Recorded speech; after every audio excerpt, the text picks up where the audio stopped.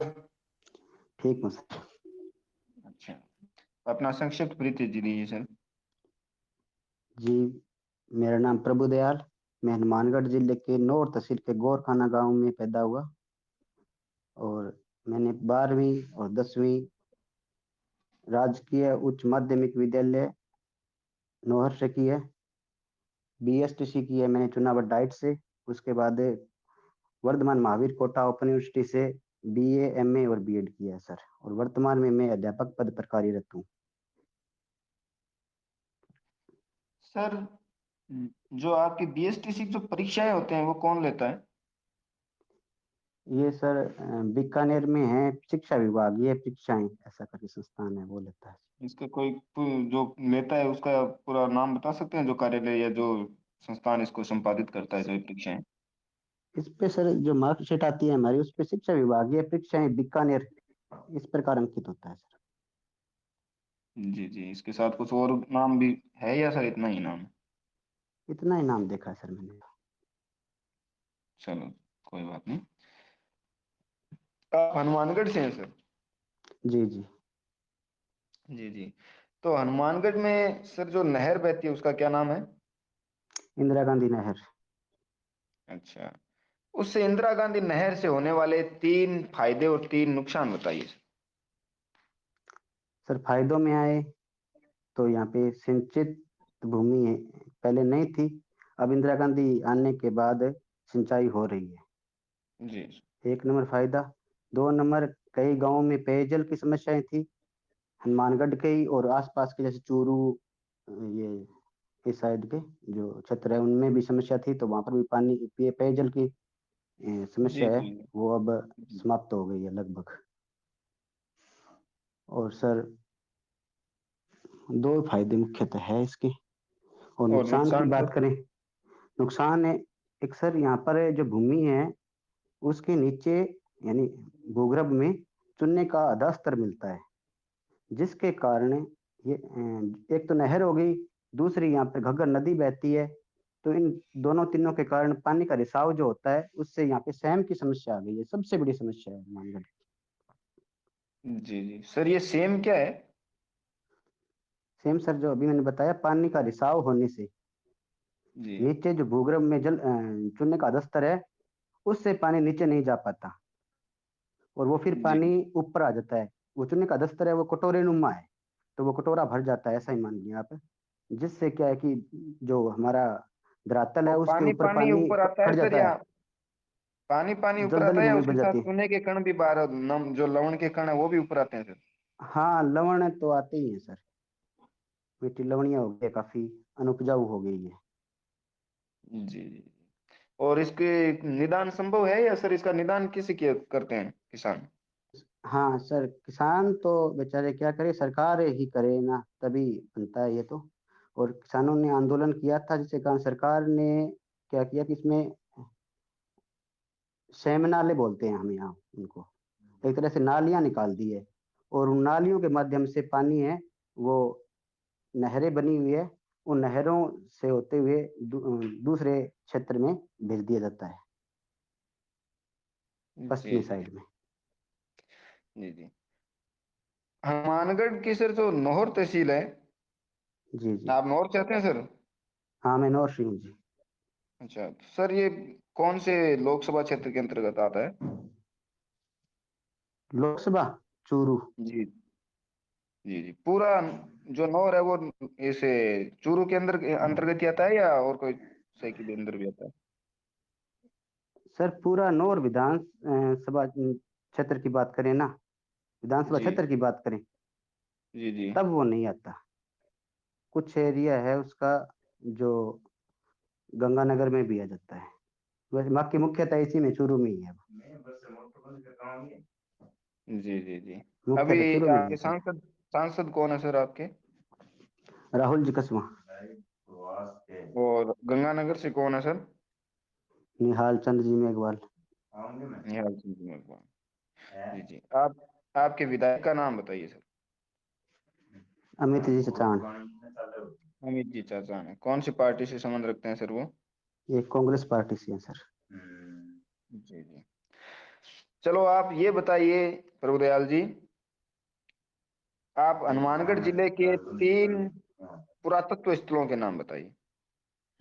कालीबंगा जी और रंग महल सभ्यता। इसके अलावा छोटे छोटे नाम मिलते हैं सर, जैसे कर्णपुरा। जी जी। तो सर आप ये बताइए, क्या हनुमानगढ़ जो जिला है उस पर किसका शासन रहा है? यह मुख्यतः भाटियों का शासन रहा है सर। भाटियों का? इससे अगर पहले की बात करें, नौहर बादरा साइड में, तो वहां पर चौहानों का भी शासन रहा है। गोगा जी का नाम लेते हैं हम, गोगा जी चौहानी थे, जी जी। तो तो उनका भी शासन। हनुमानगढ़ जो जिला है या हनुमानगढ़ का जो क्षेत्र है, वो कौन से, मतलब 1900 और 1500 से लेकर के 1900 के बीच में कौन से राजवंश के या कौन से राज्य के अधीन आता था सर? बीकानेर के अंतर्गत होता है सर। बीकानेर के अंदर। बीकानेर पर किसका शासन था सर? बीकानेर, ये राठौड़ ही थे सर, जोधपुर के राठौड़ थे, यहाँ पे बीका कहते हैं हम उनको। जोधपुर के राठौर थे और बीका कहते हैं बीकानेर में। हाँ हाँ, बीका जी के जी। वंशज है ना, इसलिए सर बीका बीका, भी कह देते हैं। बीका जी के बारे में कुछ जानकारी रखते हैं सर आप? सर ये राव जोधा के पुत्र थे, और बाद जी। में इन्होंने बीकानेर राज्य स्थापित किया था। सर बीकानेर और जोधपुर के मध्य एक युद्ध हुआ था, आप बता सकते हैं उसका नाम? वो सर कहाँ पे लड़ा गया बीकानेर था? और जोधपुर के मध्य,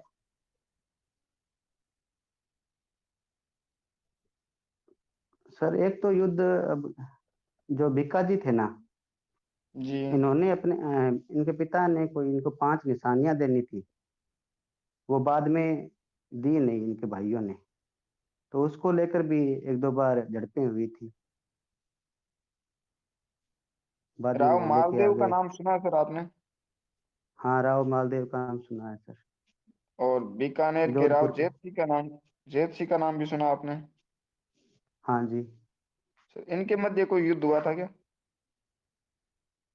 राव मालदेव और जेत सिंह के मध्य सर मुझे अभी पूरा याद नहीं आ रहा है, चलो कोई बात नहीं। माफी चाहूंगा इसके लिए। जी जी। युद्ध तो हुआ है सर, पर याद नहीं आ रहा है कौन सा युद्ध का नाम क्या था। जी। जो बहुत प्रसिद्ध युद्ध गोगा है, ये भी जी है बताया। उनका मेला कब पड़ता है सर आपको? सर ये भाद्रपद माह में पड़ता है। अच्छा अच्छा। भाद्रपद में कब से कब तक सर? सर ये विशेष रूप पूरे से, माह में, विशेष रूप विशेष से। रूप से एक तिथि विशेष की बात करें तो भाद्रपद कृष्णा नवमी, जो गोगा नवमी के नाम से जिसको हम जानते हैं, उस दिन मुख्यतः बढ़ता है सर। मुख्य मेला वही होता है। जी जी सर। उससे पहले भी जो अष्टमी आती है उस दिन, वो किस किस संदर्भ में महत्वपूर्ण रहती है सर? वो कृष्ण जन्माष्टमी है सर, भगवान जी जी। कृष्ण का जन्म हुआ था उस दिन। जी जी। धन्यवाद प्रभुदयाल जी, मेरे प्रश्न समाप्त हुए। अगले साथी से निवेदन है कि धन्यवाद, वो। धन्यवाद सर। धन्यवाद।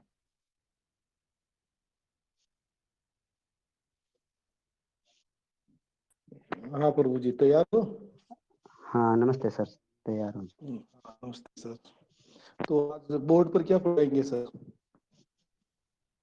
सर बोर्ड पर मैं आज बाबा नागार्जुन की कविता है एक, हम्म। अकाल और उसके बाद, वो पढ़ा दूंगा। अच्छा, आप पढ़ाइए सर।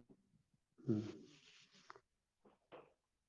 हाँ तो विद्यार्थियों, आज हम बाबा नागार्जुन की कविता अकाल और उसके बाद पढ़ने जा रहे हैं, जिसमें हमें ये समझने में आसानी होगी, या हम ये समझेंगे कि अकाल से सिर्फ मनुष्य ही नहीं, मानवेतर प्राणियों पर भी कितना दुष्प्रभाव पड़ता है।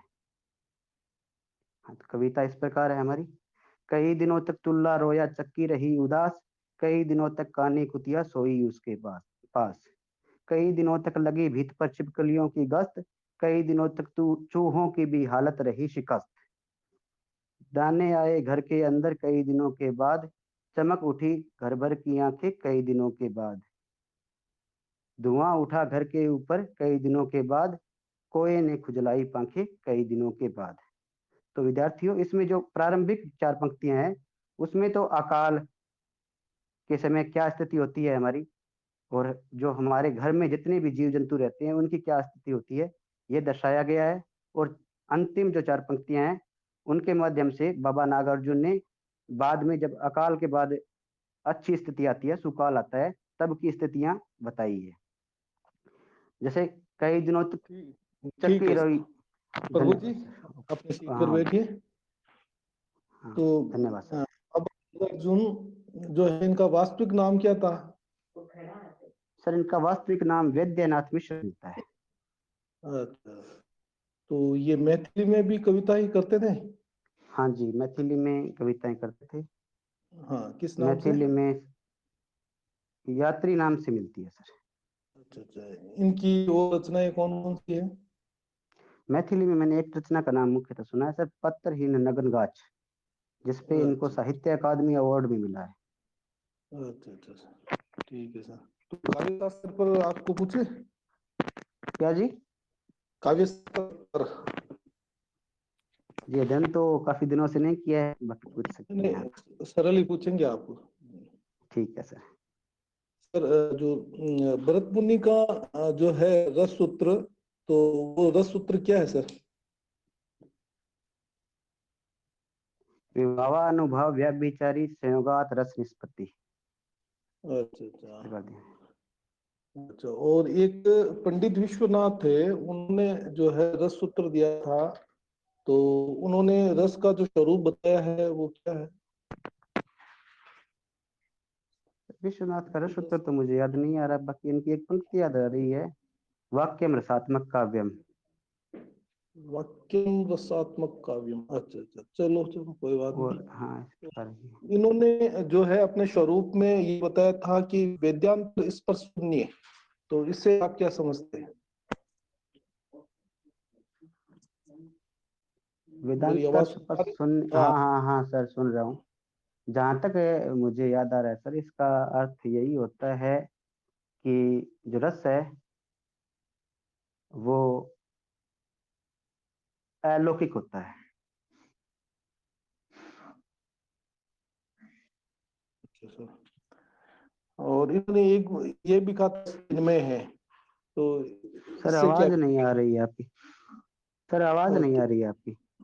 नहीं आ रही आवाज? अब आवाज आ रही है मेरी? हाँ, आ रही है सर। हाँ, रस में है, तो इससे क्या अभिप्राय है? रस क्या बताया सर? रस चिन्मय है, चिन्मय। नहीं सुन पा रहे क्या मेरी आवाज?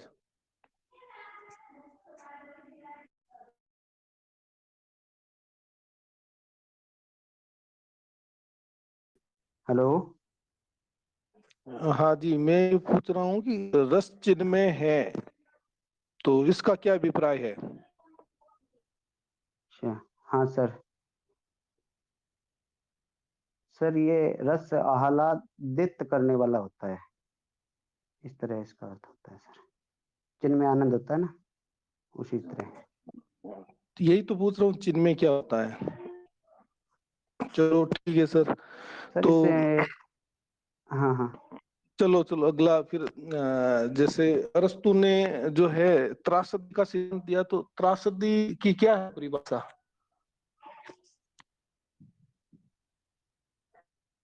त्रासदी की परिभाषा तो सर याद नहीं है मुझे। अच्छा अच्छा, और बाकी इन्होंने विरेचन की त्रास, परिभाषा? विरेचन सर, विरे हाँ हाँ, विरेचन से अब हम अगर हमारे भारतीय जो है क्या बोलते हैं, आयुर्वेद है, उसके हिसाब से उसका अर्थ ले, तो सर वैसे तो क्या बोलते हैं सर, माफी चाहूंगा, मुझे याद नहीं आ रहा है नाम सर, वो भारतीय जो नाम है इसका। एक तरह से क्या कहें कि हमें कोई रोगी है तो उसे वमन आदि इस तरह से इलाज किया जाता है जिससे वो ठीक हो जाता है। अब वो नाम जो भारतीय है वो मुझे याद नहीं आ रहा सर, काफी दिन हो गए मुझे पढ़े हुए। चलो चलो, कोई बात नहीं सर। लोकोक्ति और मुहावरे में क्या अंतर है?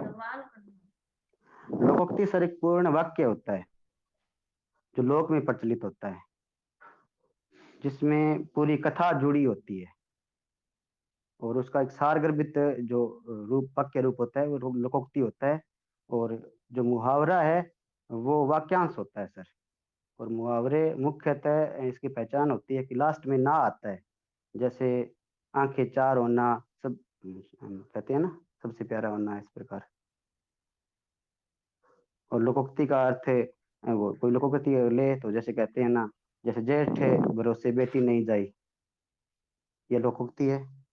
और आंख का तारा होना ये मुहावरा है सर।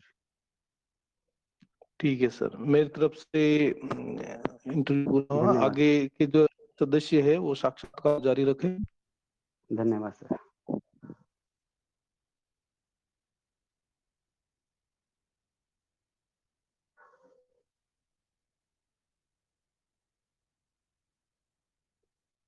अगले कौन सदस्य साक्षात्कार लेने वाले? कौन है आगे?